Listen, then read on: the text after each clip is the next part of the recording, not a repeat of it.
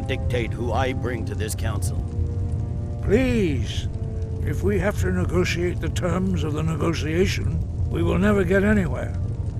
Perhaps this would be a good time to get the Dragonborn's input on this matter.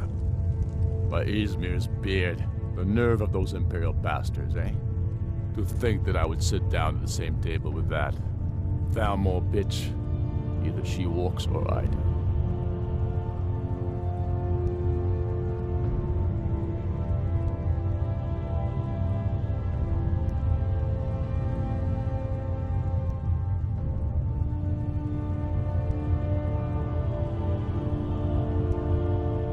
I'm glad we agree on this.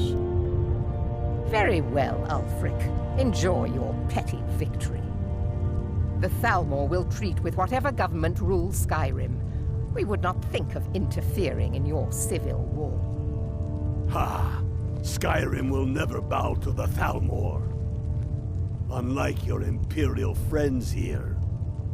You're lucky I respect the Greybeard's counsel, Galmar.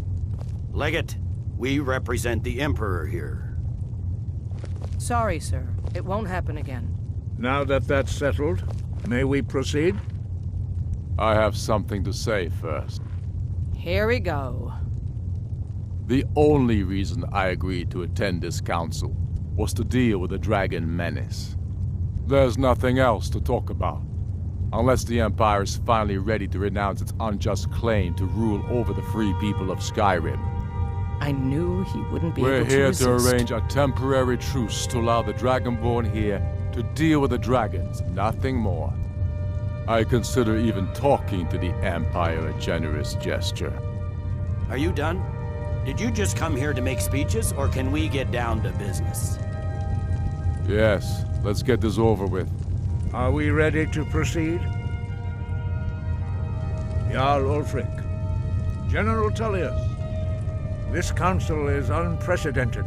We are gathered here at the Dragonborn's request. I ask that you all respect the spirit of High Hrothgar, and do your best to begin the process of achieving a lasting peace in Skyrim. Who would like to open the negotiations? Yes, let's get down to it. We want control of Markarth. That's our price for agreeing to a truce. So that's why you're here, Ulfric? You dare to insult the Greybeards by using this council to advance your own position? Jarl Elisif. General, this is handle outrageous. You can't be taking this demand seriously. I thought we were here to discuss a truce. Elisif, I said I'd handle it. Ulfric, you can't seriously expect us to give up Markarth at the negotiating table. You hoped to gain in council what you've been unable to take in battle, is that it? I'm sure Jarl Ulfric does not expect something for nothing. Yes, that'd be entirely out of character. Want in return? Wait, General, you don't intend to just hand over Markarth to that traitor? This is how the Empire repays us for our loyalty? Enough! First, let's be clear. This council wasn't my idea. I think it's a waste of time. You are a traitor to the Empire, and deserve a traitor's death. But I at least will negotiate in good faith. Since we're all here at your request, I'd like to hear what you think Markarth is worth.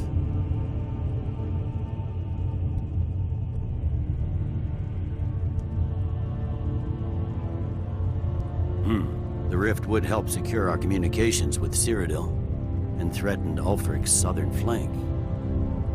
The Dragonborn has spoken, Tullius. Markarth will be ours. Now we'll see if there's anything behind your talk of good faith. You disappoint me, Dragonborn. I accepted your invitation on trust in your good name. But it seems you intend to favor Ulfric. I can see now that this is not a negotiation at all. I know you, Ulfric.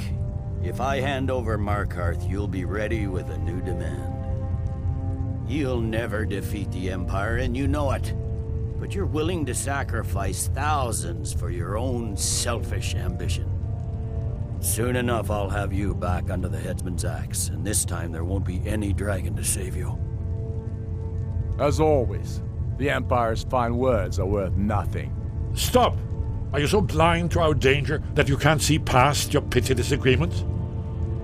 Here you sit arguing about nothing, while the fate of the land hangs in the balance. Is he with you, Delphine? If so, I advise you to tell him to watch his tongue. He is with me. And I advise you both to listen to what he has to say before you do anything rash. Don't you understand the danger? Don't you understand what the return of the dragons means? Alduin has returned, the World Eater. Even now he devours the souls of your fallen comrades. He grows more powerful with every soldier slain in your pointless war. Can you not put aside your hatred for even one moment in the face of this mortal danger? I don't know about the end of the world, but this dragon situation has gotten out of hand. If this truce will help the Dragonborn here put an end to that menace, we both gain. Remember that, Ulfric. Now, back to the matter at hand. You know as well as I do that we can't hand over Markarth on these terms. Shores, bones, where will these demands end? Out with it, then. We want compensation for the massacre at Karthwasten. You slaughtered the very people you claim to be fighting for. True sons of Skyrim would never do such things. Damned Imperial lies. My men would never stoop to such methods, even in retaliation for This your is our butchery homeland, at- Tullius. All the blood spilled in this war is on your head. So, Dragonborn, what do you say?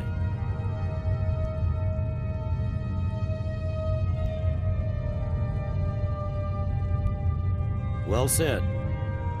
For once you'll actually pay for your crimes. I suppose that's the fairest deal we're likely to get. It seems we may have an agreement. Jarl Ulfric, General Tullius, these are the terms currently on the table. Markarth will be handed over to Ulfric's forces, Jarl Igmund will step down, and Thongvor Silverblood will become the Jarl of Markarth. The Stormcloaks will withdraw from the rift, allowing Imperial troops unhindered access.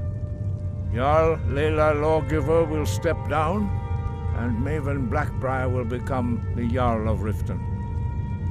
The Stormcloaks will pay appropriate compensation for the massacre at Karthwasten.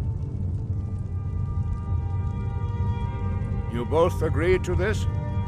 The Sons of Skyrim will live up to their agreements, as long as the Imperials hold to theirs. What about you, Elisif? Are these terms to your liking? Speak up! I'm sure General Tullius is waiting to do your bidding. I have nothing to say to that murderer. General, you've proven yourself a good friend to Skyrim. I continue to trust that you will do your utmost to safeguard our interests. Thank you, Jarl Elisif. I appreciate your loyalty. The Empire can live with these terms, yes, for a temporary truce, until the dragon menace is dealt with. After that, Ulfric, there will be a reckoning. Count on it. Come on, Galmar. We have a lot of work to do. Giving up Markarth is a heavy price for this truce, Dragonborn. I hope it was worth it. Jarl Balgruf, I assume you are familiar with the Dragonborn's plan? Yes, I'm ready to do my part. Just say the word, and my men will help you spring this trap. But the difficulty remains. How to lure a dragon to Dragon's Reach at all?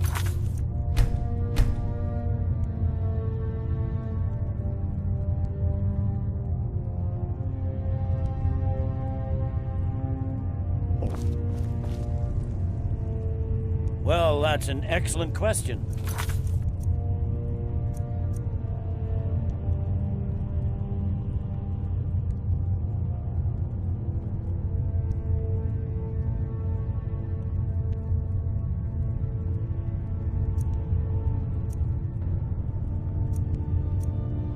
You haven't overlooked that little detail, have you? I'm afraid there's a problem. A serious one.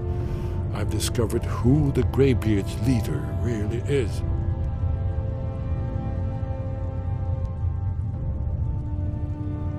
He's a dragon.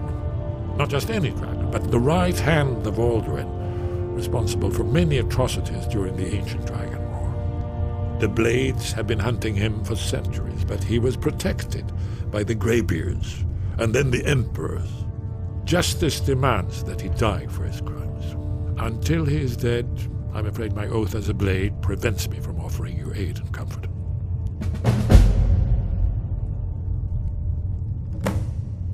I anticipated the problem. While you were arranging this meeting, I was busy in the library of Skyhaven Temple, an unguessed trove of lost lore. But the important thing is that the Blades recorded many of the names of dragons they slew. Cross-referencing this with Delphine's map of dragon burial sites, I believe I've identified one of the dragons that Alduin has raised up. Don't you see? The names of dragons are always 3 words of power, shouts. By calling the dragon with a voice, he will hear you wherever he might be. He's not compelled to, but dragons are prideful by nature and loath to refuse a challenge. Your voice in particular is likely to intrigue this dragon after your victory over Alduin. I think it's very likely that he will be unable to resist. Indeed. I'm no master of the voice. Odahviing. You'll have to speak out a little deaf.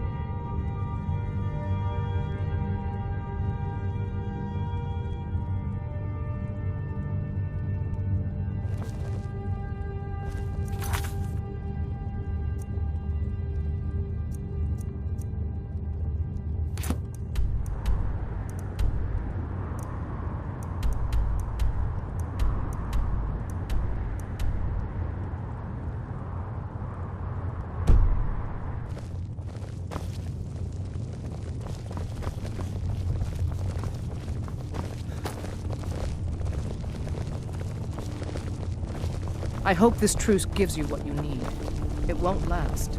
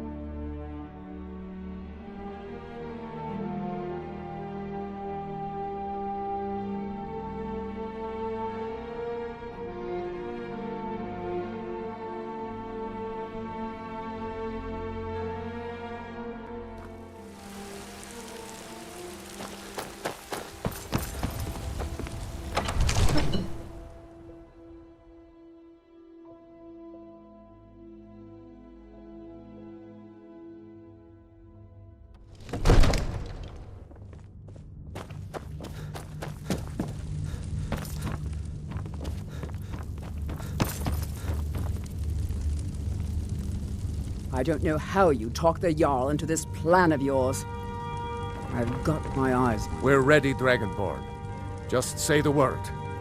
Now, if you don't mind.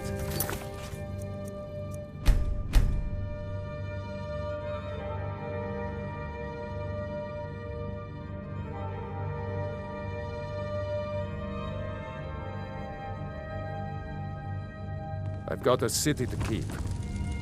May the gods watch over your battles, friend.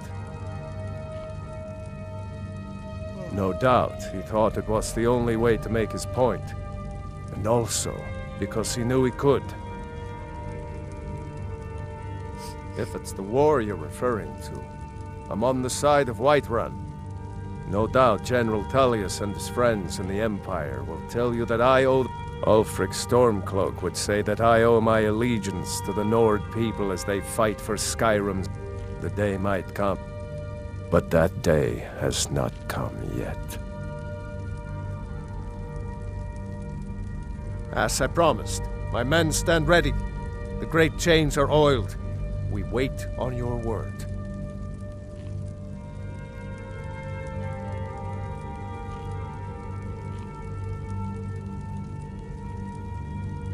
My men know what to do. Make sure you do your part. I'm putting my city in your hands.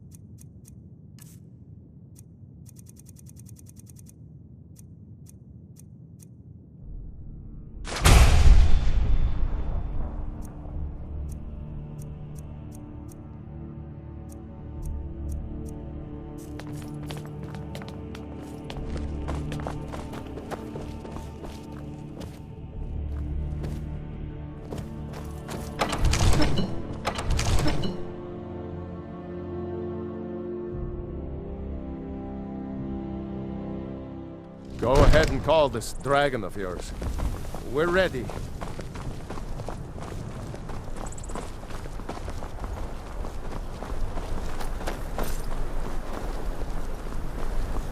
We're ready when you are.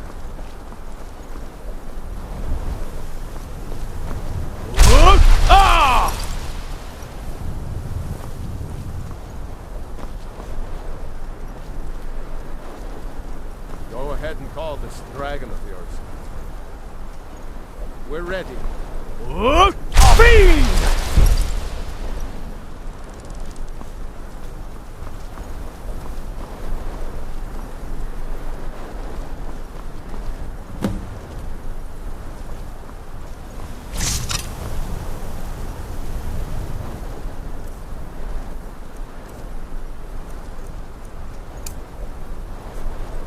Hear that?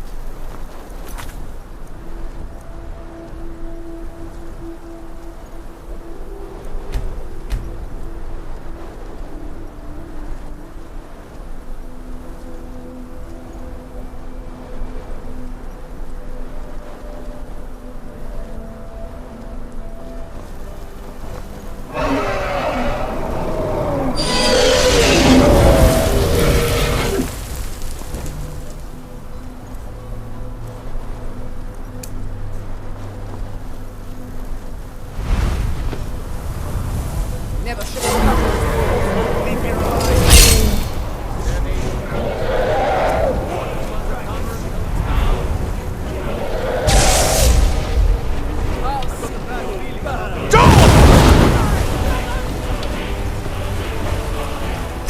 Time to finish this!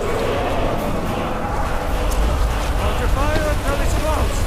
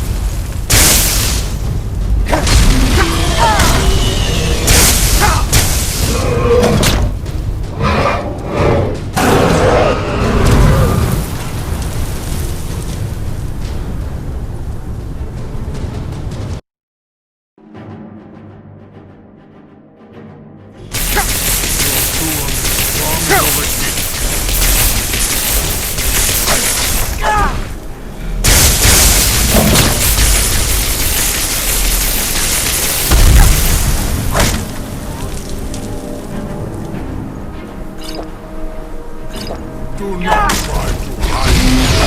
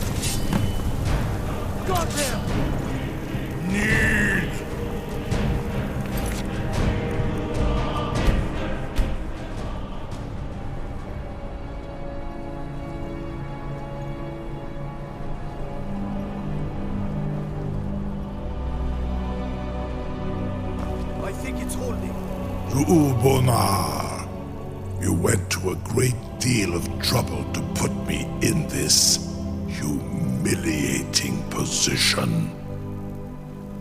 Hinsir Alduin, No doubt you want to know where to find Alduin. Renik Vaza, an apt phrase. Alduin Boval. One reason I came to your call was to test your Thuum for myself. Many of us have begun to question Alduin's lordship, whether his Thuum was truly the strongest. Among ourselves, of course, Muni Mae, none were yet ready to openly defy him. Once Lord Croesus, innumerable pardons. He has traveled to Sovngarde to regain his strength, devouring the Silesur, the souls of the mortal dead. His door to Sovngarde is at Skuldafn, one of his ancient fanes high in the eastern mountains. Mindoran pa ok midov zuulost ofan hinlan. Now that I have answered your question, you will allow me to go free?